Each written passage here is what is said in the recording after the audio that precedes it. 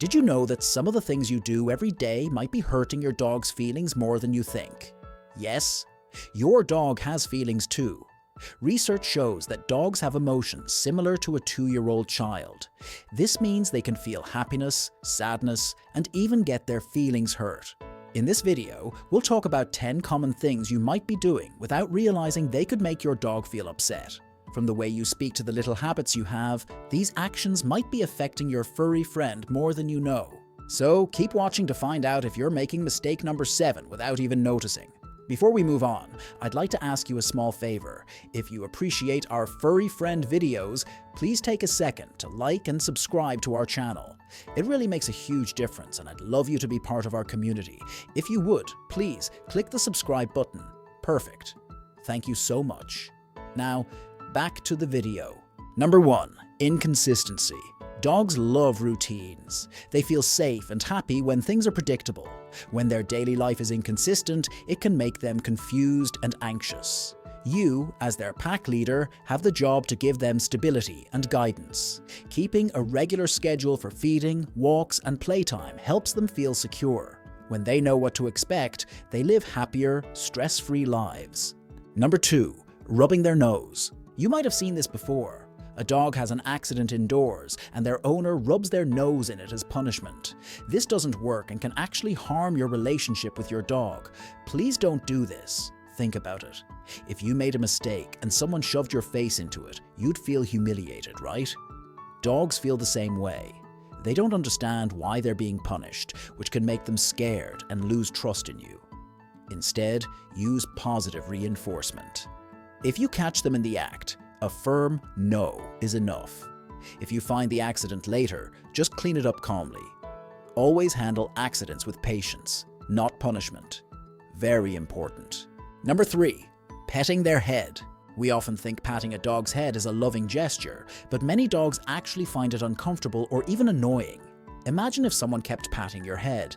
It would probably get irritating fast, right?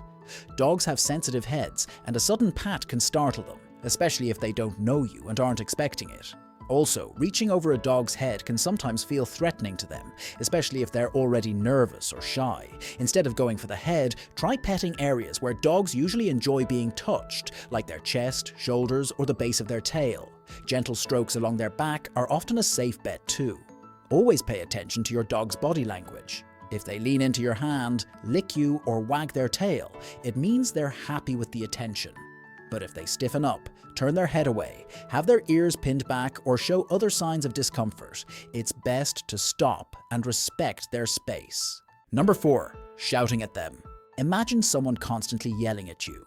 It would be scary, right? Dogs feel the same fear and anxiety when we shout at them. Yelling doesn't teach your dog anything except to be afraid of you. Dogs are very sensitive to our tone of voice. When we yell, they don't understand the words we're saying. They only hear the anger and frustration in our voice. This can hurt the trust and bond you share with your furry friend. Instead of shouting, try clear and calm communication. Use a firm but gentle tone when giving commands, and remember to be consistent. Dogs do best when things are predictable, so always use the same commands and energy every time. Training should be a positive experience for both you and your dog. By staying calm and confident, you can communicate effectively without using fear or intimidation. Number 5. Being a party pooper. Dogs are naturally social animals. They love interaction, playtime, and mental challenges. Ignoring their need for socialization is like ignoring a person's need for connection. It can lead to loneliness, boredom, and even depression. Imagine being stuck inside all day with no one to talk to and nothing to do. That's how life can feel for a dog that's constantly ignored. They need both mental and physical activity to stay happy and healthy. Without it, they can develop behavioral problems out of boredom or frustration. Make time for play, walks, and fun games. Even just relaxing together on the couch can mean a lot to your dog. Remember, a tired dog is a happy dog. By giving them plenty of chances to socialize, exercise, and use their minds, you're not just meeting their basic needs. You're also building a stronger bond and creating a happier, healthier life for both of you. Number 6. Laughing at their fears.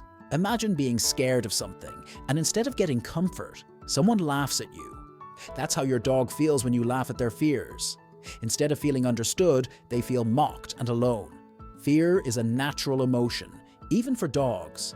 Whether it's thunder, fireworks, or the vacuum cleaner, these fears are very real to your dog. Laughing at them only makes their anxiety worse and breaks the trust they have in you as their protector. Instead of laughing, try to comfort and reassure them. Use a calm, soothing voice, pet them gently, and create a safe space where they can feel secure. If their fears are severe, consider talking to a veterinarian or a certified dog behaviorist for help with desensitization techniques. Remember, your dog needs your understanding and support, not your judgment. Number 7. Taking their food away. Imagine someone snatching your food away while you're eating. It would feel confusing and upsetting, right? Dogs feel the same way when their food is taken away without warning. In the wild, food is a precious resource, and protecting it is a natural instinct. Even though our furry friends don't face the same dangers, taking their food away can still trigger this instinct, leading to food guarding or anxiety.